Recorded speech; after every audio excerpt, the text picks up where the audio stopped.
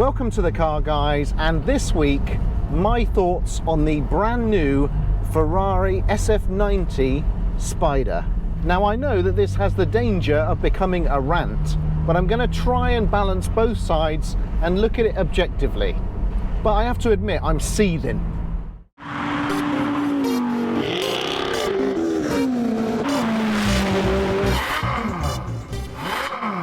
It's Thursday the 12th of November and Ferrari has just digitally announced the new SF90 Spider, the folding hardtop version of the SF90 Stradale, and you also get a folding hardtop version of the Assetto Fiorano, the track-based version. So two new Spiders from Ferrari announced today. First of all, a little beans.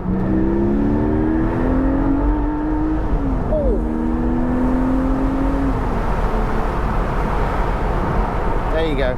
I didn't want to have a whole episode where I just ranted and there was no beans. There's your portion of beans. Now, it can't have escaped your notice that it's only been a year and a half since the launch of the SF90 itself, and as yet SF90s have not been delivered to customers. Yes, there might be some in some left-hand drive markets that have got out already, but by and large, for the rest of the world, not one SF90 has actually been delivered to a customer, and yet Ferrari has just announced the Spider variant. This to me is curious, and before you say, oh, that's what they did with the 488, yes it is. That doesn't make it right. That's the same mistake being made all over again. What concerns me the most as a Ferrari customer, and remember, a Ferrari fan, a member of the Tifosi, I love Ferrari, I always have, but this new public ownership phase and increasing production numbers is really being done at the expense of the loyal Ferrari fan. And that really pisses me off, because I'm one of those Ferrari fans. And it is really starting to grind my gears that these cars are coming more quickly, they're being replaced. You haven't even got your latest car yet and already they announced the replacement, which means yours isn't as special and it means it's worth a lot less. This is happening more and more, and I think this SF90 Spider is just the latest example. How off must you be if you have ordered an SF90 a year ago, you haven't had it yet, and now they've announced the Spider? Are you going to cancel your order for the hardtop? Do you know what? I think you are, because they're retractable hardtops now, so there's no real difference between the Spider and the hardtop. Maybe a little bit of weight, but not that's going to make that much difference in a car that produces 1,000 horsepower. It was the same situation with the 812 Superfast. You had your hardtop, you were in love with it, you were waiting for it to be delivered, bang, here's the GTS. And you go, hang on a minute, that's a hardtop, but you can fold it down, so you got the best of both worlds. Why the hell would I have a hardtop? And it's the same for the SF90. Why the hell would you have an SF90 Stradale when you can have an SF90 Spider? Cattle grid. A great many of my friends and Car Guys fans, remember, had already cancelled their SF90 orders already before this moment. How many of those people are going to cancel their orders now? Who's going to want to buy an SF90 Stradale now? It's absolutely crazy, and it is symptomatic of Ferrari's desire to please shareholders by launching model after model after model, even at the expense of the loyal fans or the people who've actually ordered the previous car. Doesn't matter, who cares about them? Just get the orders, announce a new car, get the orders for that, just keep on going. And it doesn't seem to matter that loyal Ferrari owners are being trampled on. As soon as this digital announcement happened, my phone has been buzzing with people telling me that they're out. They're cancelling their SF90, they're not going to have the Spider. Some people telling me that they're going to jump into the Spider straight away, therefore they're not going to buy the hardtop. I mean, honestly, the SF90 Stradale is going to be one of the rarest cars in the world because no bugger's bought one. For me, it's just so sad, because when you buy a Ferrari, you want it to be delivered and you want to be able to enjoy it for a bit. I know people say, well, you've still got a Ferrari, a brand new Ferrari, still an amazing thing. Yes, it is. But you do not want its obsolescence rammed down your throat the minute you buy it or before you bought it. You just don't want that. You do not want to be told that your latest greatest Ferrari that you were looking forward to having has been replaced. Remember, I had that difficult decision to make with the 812 Superfast. Did I keep the hardtop even though the GTS had been announced? And I covered this in a couple of my episodes. In the end, I decided to cancel the lot because the fact that the GTS was launched decimated the values of the 812, which I didn't even have yet. Now, I know there's been some interesting chat on the Car Guys Instagram.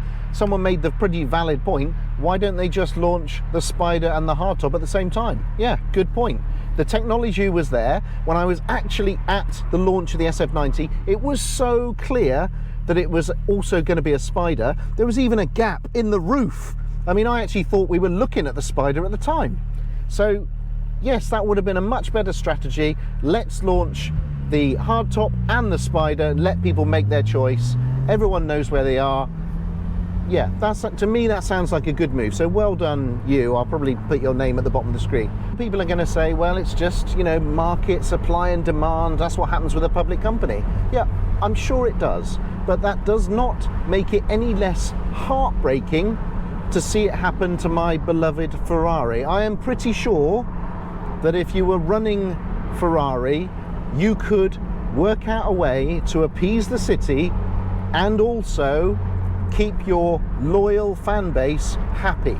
Now remember, throughout all of this, I still love Ferrari, but it is increasingly difficult to love a company that's doing this with its new products. It's forcing Ferrari fans like myself to move away from the new cars and to go back and buy the back catalogue, to buy the classic Ferraris, because that's where a lot of the joy now seems to be, and actually the value.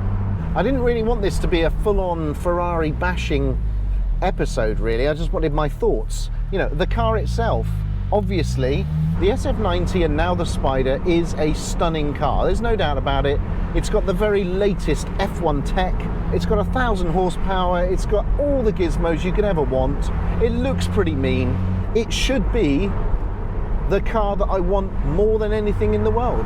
But at the moment, it's just not. Now, I have to say, I spoke with my dealer and he did a pretty good job of convincing me to try the SF90 and that maybe it would change my mind. And I am open to that. I'm not going to close my mind immediately and say, that's it.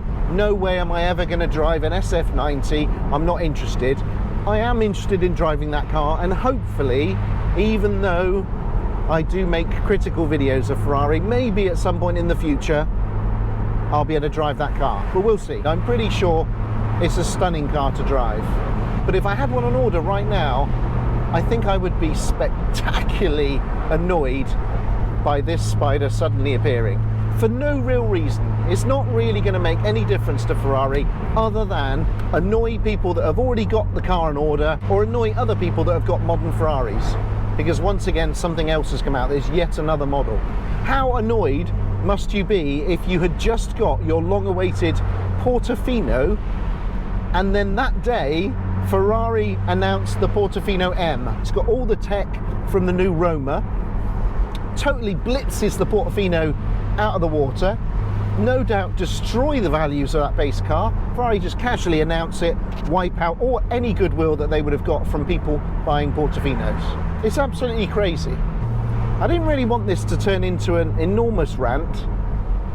What you have to understand is that this is coming from a position of love. I am so passionate about the Ferrari brand. I've spent an awful lot of money enjoying its products and being part of the whole family. Ferrari is one of the few companies that can truly make you feel like that, but it's starting to get less and less. It's starting to get noticeable that these things are happening, and they seem to willfully trample on the feelings of the very people that love Ferrari the most.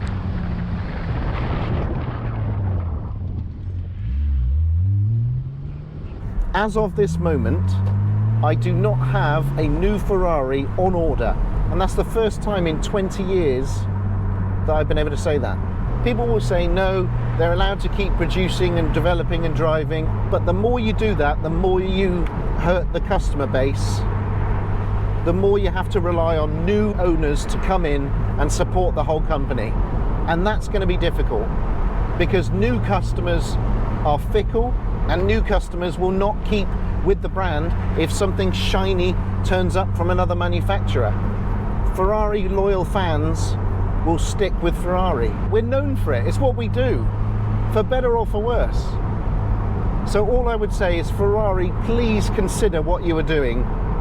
Think about how you are treating loyal customers and how they must feel when cars that they've not even received yet have already been replaced.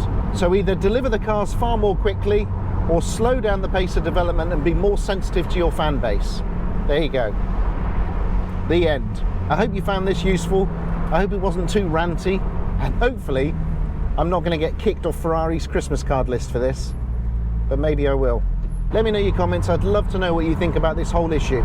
Some of you are going to agree, some of you are not, but that's the whole point of debate. That's the whole point of the Car Guys.